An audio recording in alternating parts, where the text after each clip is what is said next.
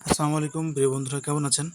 তো আজকে সকালে আ ছাগল আমাদের ছাগল পালনের ক্ষেত্রে আমরা ছাগলগুলাকে অন্য জায়গায় রাখি। পরে সকাল হলে আবার আ সারাদিন অন্য এক জায়গায় এদেরকে বেঁধে রাখা হয়। তো যেহেতু এটা ট্র্যাডিশনালি যেটা হয়ে আসছে আ এই ছাগল পালনের ক্ষেত্রে সেটাই আপাতত চলছে।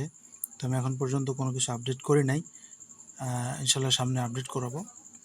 তো এই যে ছাগলটা দেখছেন, এটা হচ্ছে আমাদের খামারের মা ছাগল এবং এই ছাগলের ৪ টা বাচ্চা বর্তমানে আছে। এই যে সামনে ২ টা বাচ্চা দেখছেন, এই ২ টা বাচ্চা বর্তমানে তার দুধ পান করছে এবং এই যে সামনে এই যে গড়ি রঙের যে ছাগলটা দেখছেন, এটা হচ্ছে খাসি।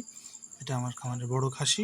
আর ওই যে সামনে কালো যে ছাগলটা দেখতে পাচ্ছেন, ওইটা হচ্ছে আমার এই যে খাসিটা দেখছেন এর পরের বাচ্চা। তো এটা মূলত ২ টা বাচ্চা হয়েছিল। একটা খাসি এবং একটা বকরি। তো খাসির বাচ্চাটা কোনো কারণবশত আসলে মারা যায়। তারপরে ওই একাই বেঁচে ছিল। এর পরবর্তীতে তার মা আরও ২ টা বাচ্চা জন্ম দেয়। তো এখানে আ এই যে ২ টা বাচ্চা দেখছেন, সেটাই হচ্ছে বর্তমানে এই ছাগলের আম বাচ্চা বাচ্চা এবং এখানে আ আমাদের এই যে ছাগলটা দেখছেন, এটা হচ্ছে এই খামারের আ মা ছাগল এবং সবচেয়ে আশ্চর্যের ব্যাপার হচ্ছে আজকে যে ছাগলটা দেখছেন এটা বেশ বড়। তো এটাকে আমরা জাস্ট খুবই স্বল্প মূল্যে আ যখন কেনা হয়েছিল তখন মাত্র ৳৭০০ র বিনিময়ে এই ছাগলটা কেনা হয়েছিল এবং খুবই ছোট ছিল সে তখন। তো এটাকে লালন-পালন করার পরে এটা আজকে তো আমাদের খামারের মা ছাগল এবং এটা এখন পর্যন্ত বেশ ১০ থেকে ১২ টা ছাগল বাচ্চা দিয়েছে। তো বর্তমানে তার কাছে ৪ টা বাচ্চা আছে আর আগেরগুলো সব তো বিক্রি হয়ে গেছে। তো এইটাকে আমরা একটু যত্ন করে এবং একটু ভালোভাবে লালন-পালনের মাধ্যমে যেন এর থেকে সর্বোচ্চ প্রোডাকশন আনতে পারি সেজন্য আমি চেষ্টা করব ইনশাআল্লাহ। আপনারা দোয়া করবেন। তো এই যে এখন যে খাবারটা দেওয়া হচ্ছে এটা হচ্ছে গতকাল কেটে রাখা হয়েছিল ঘাস। আ ঘেরের পাড় থেকে আনা হয়েছিল কেটে। তো সেই ঘাস দেওয়া হচ্ছে। তাজা আছে ঘাসগুলা এবং হচ্ছে এই ঘাসগুলা খাওয়ানোর অন্যতম উদ্দেশ্য হচ্ছে এই ঘাসে সকল রকমের পুষ্টিগুণ থাকে।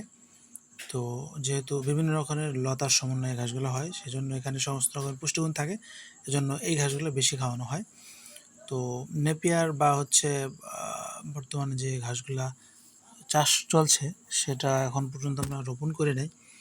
তো খুব শীঘ্রই আমরা সেটাও রোপণ করব। আর হচ্ছে এখন পর্যন্ত আমরা এই ছাগলকে এইভাবে ক্ষেতের আইলের ঘাস অথবা ঘেরের পাড়ের ঘাসগুলো খাওয়াচ্ছি এবং দানাদার খাদ্য হিসেবে গমের ভুসি এবং হচ্ছে চাউলের গুঁড়া, এই ৩ টার সংমিশ্রণে এদেরকে দানাদার খাদ্য হিসেবে দেওয়া হয়ে থাকে। তো দানাদার খাদ্য কী দেওয়া হয় এবং কীভাবে এটা প্রসেস করা হয়, খুব শীঘ্রই আপনারা সেটা জানতে পারবেন এবং হচ্ছে এর পরিচর্যাগুলা কীভাবে করি সেটাও জানতে পারবেন এবং এই ছাগলটা যেটা দেখছেন এটাকে আমরা খুব দ্রুতই কৃমিনাশক করব এবং পরবর্তী প্রজননের জন্য প্রস্তুত করব ইনশাআল্লাহ। ধন্যবাদ।